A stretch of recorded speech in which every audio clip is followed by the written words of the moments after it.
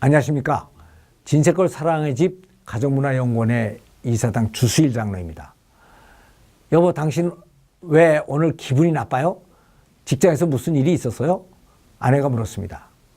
남편은 오늘 회사에서 승진 발표를 했는데 동기생들은 다 승진을 했는데 나만 빠졌다고.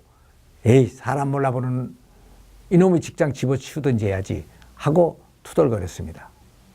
그랬더니 이 말을 듣고 있던 아내가 여보, 뭐 그까짓 걸 가지고 그래요? 승진이 뭐 꼭 다 같이 되라는 법이 있나요? 그럼 요 다음에는 당신 차례 안 해요. 힘내세요. 옛날에 우리 아버님이 당신을 보고 그 친구 크게 될 거라고 그랬어요. 대기는 만성이니까 기다립시다 하고 얘기를 했습니다. 남편은 맞아. 안 그래도 상무님이 다음에는 내 차례라고 말하기는 했는데 하고 중얼거렸습니다. 여기에서 힘을 얻은 강 대리는 다음날 아침 기분 좋게 웃으며 출근을 했습니다. 그리고 한편 진급에 누락된 이 친구가 기분이 어떻게 됐을까 하고 걱정을 했던 상무가 그의 밝은 표정을 보고 안심을 하며 이 친구 그래도 심지가 깊었구만 하고 마음에 새기고 넘어갔습니다.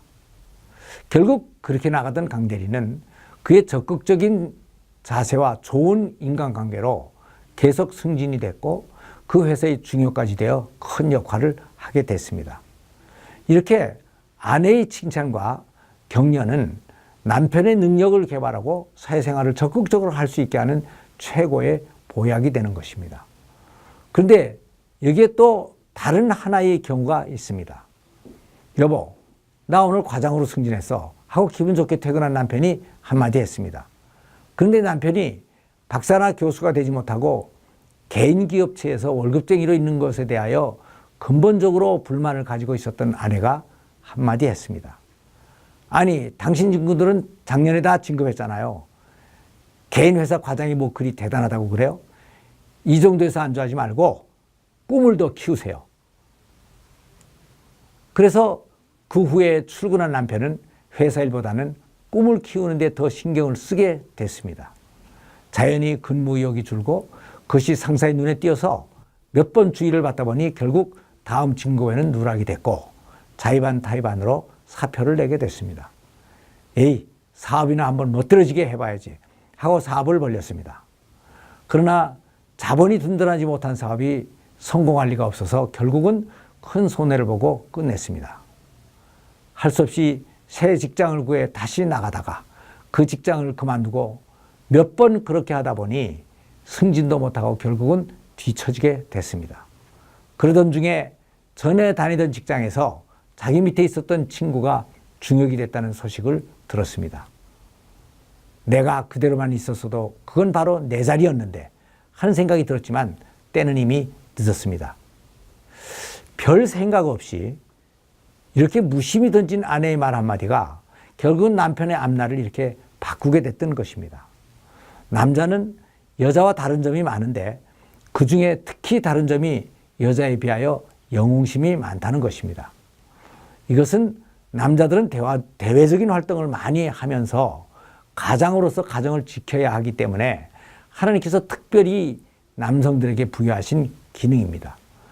그래서 모든 남자들은 열심히 사회활동을 하게 되고 여기에 성공을 해서 주위 모든 사람들로부터 존경을 받고 싶어하는 것입니다. 그러나 이것이 돌고 돌아서 결국은 자기 아내에게로 돌아와서 여보, 당신 능력이 있네요.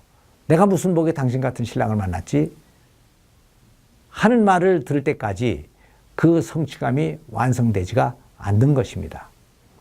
그래서 저는 부부학교의 강의 때마다 아내들에게 남편을 칭찬하고 격려하라고 많이 강조를 합니다.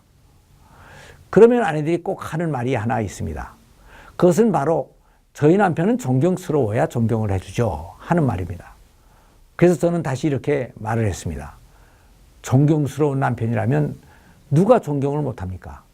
남편은 존경을 해줘야 존경스럽게 되니까 존경스럽다는 말을 해주는 것입니다. 그리고 남편을 가장 행복하게 하는 방법은 바로 남편의 능력을 인정하고 존경해 주는 것입니다.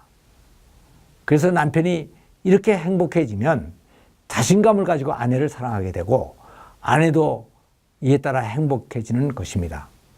근데 평상시 자녀들이나 아내들의 눈으로 보면 아버지나 남편이 항상 능력이 있고 사실은 강하게 보입니다. 그러나 아버지는 실제로 그렇게 능력이 있고 강한 사람이 아닌 것입니다.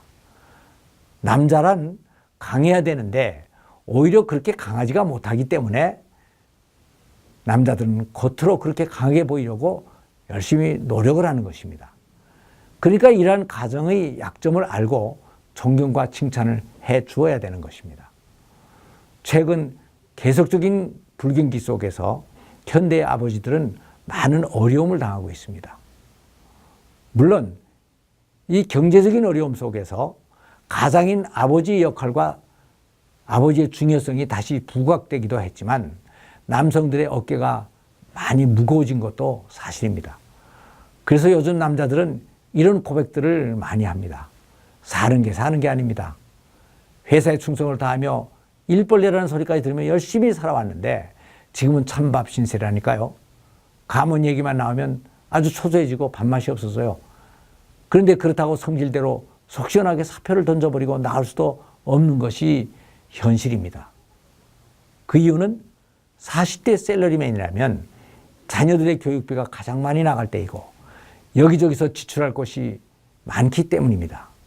이것이 바로 이 시대를 살아가는 아버지들의 고민들입니다. 그런데 대부분의 남편들은 자신의 이런 고민들을 가족들에게 다 이야기하지를 못합니다.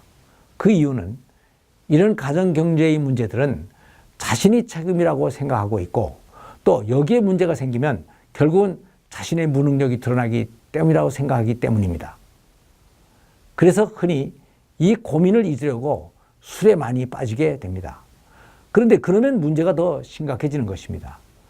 그러니까 이럴 때 아내들이 남편이 이렇게 되지 않도록 어떤 역할을 해주는 것이 아주 중요해지는 것입니다. 그래서 이럴 때에는 우선 남편을 벌거벗었어도 부끄러워하지 않는 관계를 만들어 자신의 고민을 아내에게 편하게 풀어놓을 수 있게 해줘야 됩니다. 아버지가 인생을 살다가 직장이나 사업에 어려움을 당한다는 것은 인생의 한 과정이지 아버지가 부끄러워할 일은 아닌 것입니다. 그러니까 아내뿐 아니라 사실은 자녀들에게까지도 이것을 다 알리고 이 어려운 점을 같이 나누어 줘야 되는 것입니다. 그리고 온 가족이 같이 기도를 하면 아이들이 오히려 아버지의 노고를 잘 알게 되고 가족에 대한 소속의식이 확실해져서 철이 들게 되는 것입니다. 그리고 아이들이 어려울 때 하나님께 의지하는 부모님의 신앙을 보고 배우게 되고 다음에 이런 어려움이 해결됐을 때 우리 가정을 도우신 하나님의 은혜에 대해서 감사를 할 수가 있게 되는 것입니다. 그래서 아이들에게 아버지의 어려움을 감출 필요가 없습니다. 감추는 것은 오히려 아이들이 이런 역경을 체험할 수 있는 좋은 기회를 부모가 뺏어버리는 것이 되는 것입니다. 그리고 혹 남편이 우울함을 느끼고 있다고 생각되면 아내는 남편과 가까운 친구들을 오히려 집으로 초대해서 고민을 서로 이야기할 수 있도록 배려해 주는 것도 좋습니다. 이것이 바로 돕는 배필로서 남편을 돕는 아내의 진정한 역할인 것입니다. 감사합니다.